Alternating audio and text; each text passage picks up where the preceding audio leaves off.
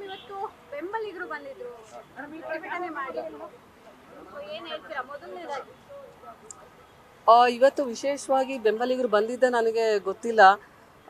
ಸಹಸ್ರಾರು ಸಂಖ್ಯೆಯಲ್ಲಿ ಇವತ್ತು ಮಹಿಳೆಯರು ಪ್ರತಿಯೊಂದು ತಾಲೂಕಿಂದನೂ ಆಗಮಿಸಿದ್ದಾರೆ ಅಂತೇಳಿ ಇವತ್ತು ನಿಮ್ಮ ನ್ಯೂಸ್ ಚಾನಲ್ ಮಾಧ್ಯಮದ ಮೂಲಕ ನಾನು ನೋಡಿದಾಗ ನಾನು ಅವರನ್ನು ಮಾತಾಡಿಸೋದಕ್ಕೆ ಅಂತಲೇ ಬಂದಿದ್ದೀನಿ. ಬೆಂಬಲಿಗರನ್ನು ಮಾತಾಡಿಸಿ ಅವರ ಏನು ಒಂದು ಅವ್ರಿಗೇನು ಮನವಿಯನ್ನು ಕೊಡೋದಕ್ಕೆ ಬಂದಿದ್ದಾರೆ, ಅವ್ರಿಗೇನು ಆಕ್ರೋಶ ಇದೆ ಅದನ್ನೆಲ್ಲ ಶಾಂತಗೊಳಿಸಿ ಇವತ್ತು ಅವ್ರಿಗೆ ಮಾನ್ಯ ಮುಖ್ಯಮಂತ್ರಿಗಳಿಗೆ ಭೇಟಿಯಾಗಿ ಮನವಿಯನ್ನು ಕೊಡಬೇಕು ಅಂತೇಳಿ ಬಂದಿದ್ದಾರೆ. ಮಾನ್ಯ ಮುಖ್ಯಮಂತ್ರಿಗಳ ಮೇಲೆ ಅಪಾರವಾದಂಥ ವಿಶ್ವಾಸ, ನಂಬಿಕೆ ನಮಗಿದೆ. ಬಾಗಲಕೋಟೆ ಲೋಕಸಭಾ ಮತಕ್ಷೇತ್ರಕ್ಕೆ ಮತ್ತೊಮ್ಮೆ ಅವಕಾಶವನ್ನು ಮಾಡಿಕೊಡ್ತಾರೆ ಅನ್ನುವಂಥ ನಿರೀಕ್ಷೆ ನನಗಿರೋದ್ರಿಂದ ಇವತ್ತೇನು ಮಹಿಳೆಯರು ಬಂದಿದ್ದಾರೆ ಸಹಸ್ರಾರು ಸಂಖ್ಯೆಯಲ್ಲಿ ಅವರನ್ನು ಭೇಟಿಯಾಗುವಂಥ ನಿಟ್ಟಿನಲ್ಲಿ ನಾನು ಪ್ರಯತ್ನ ಮಾಡ್ತಾ ಇದ್ದೀನಿ. ಸರ್ಕಾರ ಟಿಕೆಟ್ ಸಿಗುತ್ತೆ ಅನ್ನುವಂತಹ ಒಂದು ವಿಶ್ವಾಸದಲ್ಲೇ ಕೆಲಸ ಕಾರ್ಯ ಮಾಡಿದ್ರಿ ಕ್ಷೇತ್ರದಲ್ಲಿ. ಕೊನೆ ಮೂಮೆಂಟ್ ಅಲ್ಲಿ ಈಗ ಬೇರೆ ವ್ಯಕ್ತಿಗಳೆಲ್ಲ ಓಡಾಡ್ತಾ ಇದ್ದಾರೆ. ನೋಡಿ, ಇನ್ನು ಪಕ್ಷ ಯಾವುದನ್ನು ಕೂಡ ಅಂತಿಮಗೊಳಿಸಿಲ್ಲ. ಇನ್ನು 2 ದಿನದಲ್ಲೇ ಪ್ರಕಟವಾಗುತ್ತೆ. ಕಳೆದ ಬಾರಿ ನಾನು ಸೋತಾಗ ಕಡಿಮೆ ಅಂತರಗಳಿಂದ ನಾನು ಸೋತಿದ್ದೀನಿ. ಕರ್ನಾಟಕದಲ್ಲಿ ಏಕೈಕ ಮಹಿಳೆಗೆ ಅವಕಾಶವನ್ನು ಕಳೆದ ಬಾರಿ ಮಾಡಿಕೊಟ್ಟಿದ್ರು. ಬೇರೆ ಬೇರೆ ಒಂದು ಮಾನದಂಡಗಳು ತಮಗೆಲ್ಲ ಗೊತ್ತೇ ಇದೆ. ಇವತ್ತು ಕರ್ನಾಟಕದಲ್ಲಿ ಯಾವ ರೀತಿ ಇತ್ತು ಕಳೆದ ಬಾರಿ ಚುನಾವಣೆ ಅಂತೇಳಿ. ನಮ್ಮಲ್ಲಿ ಇಬ್ಬರು ಶಾಸಕರು ಇದ್ದಿದ್ದು.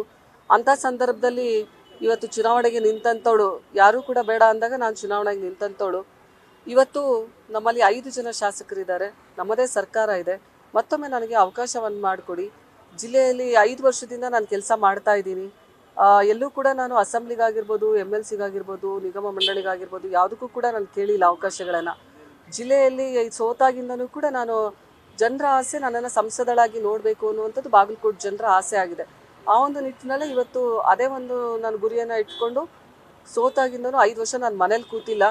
ಇವತ್ತು ಕೋವಿಡ್ ಅಂತ ಸಂದರ್ಭದಲ್ಲಿ, ಫ್ಲಡ್ ಅಂತ ಸಂದರ್ಭದಲ್ಲಿ ಆಗಿರ್ಬೋದು, ಇವತ್ತು ರೈತರ ಆತ್ಮಹತ್ಯೆ ಮಾಡಿಕೊಂಡಾಗ, ಏನೋ ಸಿಡ್ಲು ಬಡ್ದು ತೀರ್ಕೊಂಡಾಗ, ಇವತ್ತು ಕಬ್ಬಿನ ಬೆಲೆ ವಿಷಯವಾಗಿ, ಇವತ್ತು ರೈತರ ಸಮಸ್ಯೆಗಳಿಗೆ ನೇಕಾರರು ಇಲ್ಲಿ ಫ್ರೀಡಮ್ ಪಾರ್ಕಲ್ಲಿ ಸ್ಟ್ರೈಕನ್ನು ಮಾಡಿದರು, ಅಂಗನವಾಡಿಯವರು ಸ್ಟ್ರೈಕನ್ನು ಮಾಡಿದರು.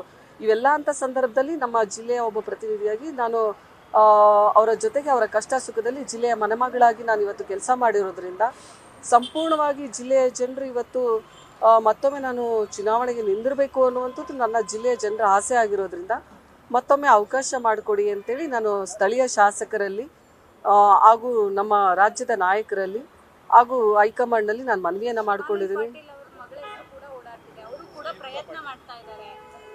ನೋಡಿ,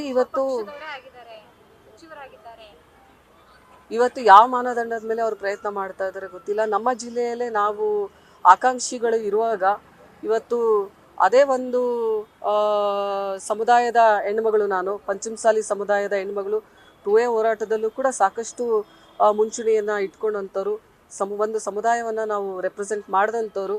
ಇವತ್ತು ನಾನೇ ಇರಬೇಕಾದ್ರೆ ಇವತ್ತು ಅನ್ಯ ಜಿಲ್ಲೆಯವರು ಇಲ್ಲಿ ಯಾಕೆ ಅಪ್ಲಿಕೇಶನ್ ಹಾಕಿದಾರೆ ಗೊತ್ತಿಲ್ಲ ನನಗೆ.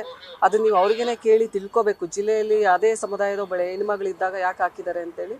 ಇವತ್ತು ಆದರೆ ನನಗೆ ಸಂಪೂರ್ಣವಾಗಿ ಮಾನ್ಯ ಮುಖ್ಯಮಂತ್ರಿಗಳ ಮೇಲೆ ಹಾಗೂ ಉಪಮುಖ್ಯಮಂತ್ರಿಗಳ ಮೇಲೆ ಹಾಗೂ ಹೈಕಮಾಂಡ್ ಮೇಲೆ ವಿಶ್ವಾಸ ಇದೆ. ನನಗೆ ಮತ್ತೊಮ್ಮೆ ಅವಕಾಶ ಮಾಡಿಕೊಡ್ತಾರೆ ಅನ್ನುವಂಥದ್ದಲ್ಲಿ ಇವತ್ತು ವಿಶೇಷವಾಗಿ ನಾನು ಇಲ್ಲಿ ಬಂದಿರೋಂಥದ್ದು ನಮ್ಮ ಬೆಂಬಲಿಗರನ್ನು, ಅವರೇನು ಆಕ್ರೋಶಗೊಳಗಾಗಿ ಇಲ್ಲಿ ಬಂದಿದ್ದಾರೋ ಅವರನ್ನು ಶಾಂತಗೊಳಿಸಿ ಊರುಗಳಿಗೆ ಮರಳಿ ಅಂತೇಳಿ ಮನವಿಗೆ ಮಾಡ್ಕೊಳ್ಳೋದಕ್ಕೆ ಬಂದಿದ್ದೀನಿ. ನಾನು ಅವರನ್ನು ಭೇಟಿ ಆಗಬೇಕು ಆ ಒಂದು ನಿಟ್ಟಿನಲ್ಲಿ ಬಂದು.